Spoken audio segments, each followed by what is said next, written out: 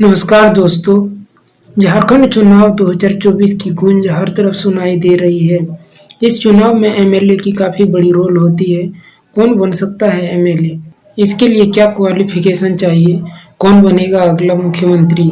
किस पार्टी का घोषणा पत्र सबसे मजबूत है? और इस बार का चुनाव प्रचार का अंदाज कितना बदला हुआ है? इन सवालों के जवाब और चुनाव से जुड़ी हर जानकारी के लिए यह वीडियो जरूर देखिए।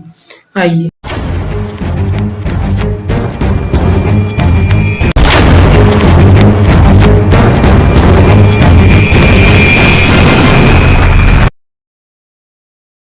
झारखंड में विधानसभा चुनाव सीधे जनता की वोट से होते हैं। झारखंड विधानसभा में कुल 81 सीटें हैं। इन 81 सीटों पर उम्मीदवार जनता का प्रतिनिधि बनने के लिए चुनाव लड़ते हैं।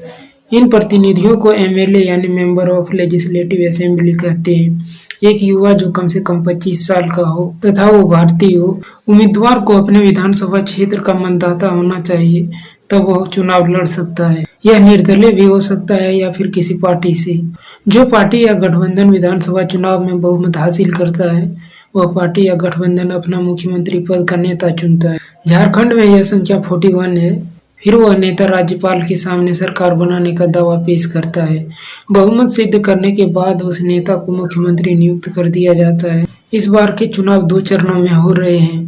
पहला चरण 13 नवंबर और दूसरा चरण 20 नवंबर को है। इन 2 चरणों में सभी 81 सीटों के लिए मतदान हो रहा है, जिसमें 44 सामान्य, 28 अनुसूचित जनजाति और 9 अनुसूचित जाति के लिए आरक्षित है। इसकी मतगणना 23 नवंबर को होनी है। इस बार झारखंड में चुनाव कई मायनों में खास है। बड़े बड़े दलों के बीच कड़ी टक्कर है। झारखंड में चुनाव के 2 मुख्य गठबंधन है। पहला एनडीए गठबंधन है, जिसमें Bhajpa, all Jharkhand students union यानी आजसू, जनता दल यूनाइटेड और लोक जनशक्ति पार्टी शामिल है। भाजपा ने अपने पास 68 सीटें रखी है, जबकि अपने सहयोगी आजसू को 10, जेडीयू को 2 और चिराग पासवान के नेतृत्व वाली लोजपा को 1 सीट दी है। दूसरा इंडिया गठबंधन है, जिसमें कांग्रेस, जेएमएम, आरजेडी और कुछ सहयोगी दल हैं। इसमें कांग्रेस और झारखंड मुक्ति मोर्चा 70 सीटों पर चुनाव लड़ रहे हैं। बची हुई 11 सीटों पर आरजेडी और अन्य दल हैं। इस चुनाव में झारखंड मुक्ति मोर्चा के वर्तमान मुख्यमंत्री हेमंत सोरेन बहराइच सीट से चुनाव लड़ रहे हैं।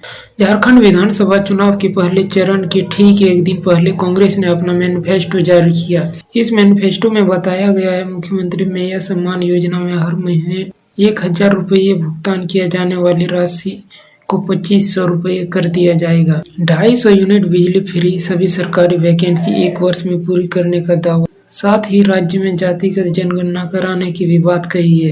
इसका कहना है कि यदि हम पावर में आते हैं तो एसटी को 28%, एससी को 12% और ओबीसी को 28% आरक्षण देंगे और 1932 की खतियान आधारित स्थानीय नीति और सरना कोड भी लागू कर दी जाएगी। वहीं भाजपा ने संकल्प पत्र में बताया 2.8 लाख सरकारी पदों पर निष्पक्ष भर्ती, युवाओं को करियर में मदद के लिए 2 वर्षों तक प्रति माह 2000 रुपये की प्रोत्साहन राशि। लक्ष्मी जोहार योजना के तहत झारखंड के परिवार को 500 रुपये में गैस सिलेंडर देने का दावा। दीपावली और रक्षाबंधन के मौके पर 2 एलपीजी सिलेंडर मुफ्त देने का वादा। गोगो दीदी योजना के माध्यम से प्रति माह 11 तारीख को 2100 रुपये देने का ऐलान। जमशेदपुर में भगवान बिरसा मुंडा का स्मारक बनाने का दावा। 21 लाख परिवारों को पक्का घर, मुफ्त बालू और नल कनेक्शन देने का दावा। शिक्षा और निजी संस्थानों में ट्यूशन फीस माफ करने का भी ऐलान किया गया। ये लोग क्या नौटंकी बनाकर रखा है। अब एक इंसान की जो बेसिक जरूरत है, उसे भी ये लोग राजनीति में एजेंडा बना रहे हैं। तुम मुझे वोट दो तो मैं ये तुम्हें दूंगा, नहीं तो तेरे लिए ये भी नहीं छोड़ूंगा। आजकल इतनी घटिया किस्म की राजनीति होने लगी है जो हद पार करके रख दिया है। एक चिड़िया को देखिए जो कभी ये नहीं सोचती है कि हम दूसरों का अधिकार छीन लें। अपना खाना खाती है, मुक्त गगन में उड़ती है और टेंशन फ्री रहती है। अपने मधुर स्वर में गाती है क्योंकि उन्हें अपने पंखों पर भरोसा है। हालांकि उसके पास अगले समय खाने का स्टॉक नहीं होता, लेकिन आज हम इंसान होकर भी उससे नीचे ही हैं। अपने पास कम से कम तो एक दिन का स्टॉक जरूर रहता है, लेकिन फिर भी हम खुश नहीं हैं। हम टेंशन में रहते हैं। इस कारण हम अपनी जिंदगी को एक बोझ के रूप में देख रहे हैं और दिन पर दिन बीतता चला जा रहा है। काश ये हो जाता, काश ये हो जाता, ऐसी सोच लगी रहती है। इसका क्या कारण है? मेरा मानना है इसके जिम्मेदार चीजों में से एक प्रमुख चीज रॉन्ग पॉलिटिकल गवर्नेंस है। एक पार्टी कहती है मैं जीतूंगा तब ये करूंगा, वहीं दूसरी पार्टी कहती है मैं जीतूंगा तब ये करूंगा। यदि नहीं जीते तो क्या ये समय हमारे लिए रखी रहेगी? और ये समय कम नहीं होता है। 5 साल एक लॉन्ग पीरियड है जिसमें काफी चीजें बदल चुकी होती है। क्या पॉलिटिकल पार्टी ये नहीं कर सकती कि चलो मैं नहीं जीता लेकिन मेरे एमएलए तेरे काम में मदद करेंगे और जो जनता की डिमांड है उसे हम दोनों मिलकर पूरा करेंगे। अगली चुनाव में अलग तरीके की चुनौतियां होंगी। इसके बजाय वो इन्हीं चीजों को 5-5 सालों तक धर कर रखते हैं और अगली चुनाव में इसे फिर वही पुरानी बात को उठाते हैं। उम्र बढ़ जाती है लेकिन दिमाग नहीं बढ़ता इन सब का। ऐसे पॉलिटिशियन से हम गवर्न किए जाते हैं। इन्हें न तो अनएम्प्लॉयमेंट की चिंता है, न ही क्वालिटी ऑफ एजुकेशन की और न ही फ्यूचर की। बस केवल पैसे बांट दो। क्या केवल नोट छाप देने और इसे बांट देने से गरीबी दूर हो जाएगी? एक तरफ नोट बांटो, दूसरी तरफ टैक्स बढ़ाओ और रेट बढ़ाओ। ये पैसे आखिर किसके हैं? यह झारखंड की संपत्ति है, झारखंड के निवासियों की। ये न्यूज दे। राजस्थान हो, हरियाणा या यूपी, बिहार हो या फिर झारखंड, नौकरी की चाहत रखने वाले अभ्यर्थियों को परीक्षा से नहीं बल्कि पेपर लीक से डर लगने लगा है। महीनों की कड़ी मेहनत के बाद जब अभ्यर्थी परीक्षा देने पहुंच रहा है तो पता चल रहा है कि पेपर तो पहले ही लीक हो चुका है। ताजा मामला झारखंड। आजकल के इन पॉलिटिकल लीडर को कुछ भी चिंता नहीं है। इन न्यूज को देखिए। इस पर मैं ज़्यादा नहीं बोलूँगा, नहीं तो वीडियो लंबी खींच जाएगी। यह एक बड़ा टॉपिक है, इस पर एक लंबी वीडियो बन सकता है। आपकी क्या राय है कमेंट कर बता सकते हैं। चलिए मैं मेन मुद्दे पर आता हूँ। चुनाव प्रचार के तरीके समय के साथ बदलते रहते हैं। पारंपरिक प्रचार के तरीकों से लेकर डिजिटल प्लेटफॉर्म तक हर दौर में नए उपकरण और तकनीकें जुड़ी हुई है। झारखंड चुनाव 2024 में भी चुनाव प्रचार के अनोखे तरीके अपनाए जा रहे हैं, जिसका प्रभाव मतदाताओं पर व्यापक होगा। पहले बड़े स्तर पर नेता गांव-गांव जाकर रैलियां किया करते थे। लोकल गीत, संगीत और नारेबाजी से जनता को लुभाने की कोशिश होती थी। दीवारों पर पोस्टर चिपकाना और घर-घर तक पर्चे बांटना चुनाव प्रचार का मुख्य साधन था।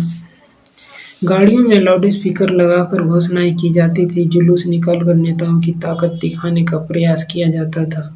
स्थानीय रेडियो और अखबारों में विज्ञापन दिए जाते थे। उम्मीदवार व्यक्तिगत रूप से लोगों के पास जाकर वोट मांगते थे और फिर यहाँ किए गए वादे नेताओं के दिमाग में रहता था। वहीं आज social media, Facebook, Twitter, YouTube, Instagram का व्यापक उपयोग हो रहा है।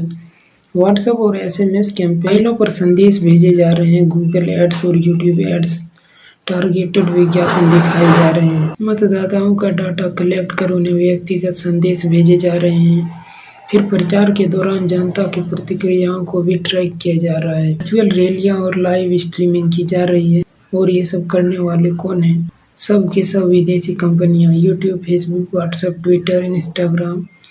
प्रचार के आधुनिक साधन भले ही बड़े स्तर पर प्रभावित हो रहे हैं, लेकिन जनता अभी भी स्थानीय मुद्दों और घोषणा पत्र पर ध्यान केंद्रित कर रही है। चुनाव में ईवीएम यानी इलेक्ट्रॉनिक वोटिंग मशीन का बड़ा रोल होता है। हर वोट ईवीएम के जरिए दर्ज होता है और वीवीपीएटी यानी voter verified paper audit trail से मतदाता अपने वोट की पुष्टि कर सकता है। कुछ दल ईवीएम की सुरक्षा पर सवाल उठाते हैं, लेकिन चुनाव आयोग ने इसे पूरी तरह से सुरक्षित बताया है। जबकि अमेरिका जैसे देश के कुछ राज्य अभी भी पूरी तरह डिजिटल वोटिंग प्रणाली को अपनाने से हिचकिचाते हैं। साल 2000 के फ्लोरिडा विवाद के बाद कई राज्यों ने पेपर ट्रेल अनिवार्य कर दिया। सुरक्षित और पारदर्शी चुनाव के लिए पेपर बैलेट का उपयोग करना प्राथमिकता दी जाती है। यह वोट आपका है, वोट हमेशा सोच समझ कर करें। उम्मीदवार की योग्यता, पार्टी की घोषणा पत्र और अपनी समस्याओं को हल करने की क्षमता पर ध्यान दें। याद रखें, वोट आपका अधिकार है और आपकी आवाज़ भी। बहुत बहुत धन्यवाद।